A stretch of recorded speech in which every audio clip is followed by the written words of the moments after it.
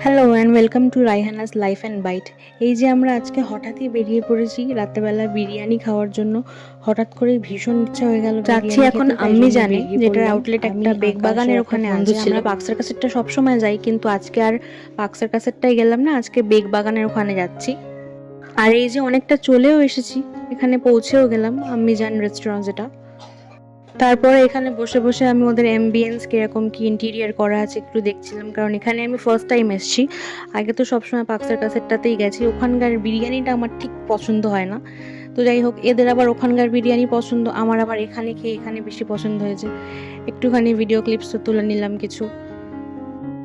তারপরে এখানে আমাদের গরম গরম বিরিয়ানি সার্ভ করে দেওয়া হয়েছিল, বিরিয়ানি স্যালাড নিয়েছিলাম, আর শেষে একটা করে থামস আপ নিয়েছিলাম। এখানে একটু হাসাহাসি হচ্ছিল, কারণ হাবিবুলকে আমরা বলছিলাম 3 প্লেট একাই খেয়ে নেবে, কারণ ওর খিদে পাচ্ছিল ভীষণ। তারপরে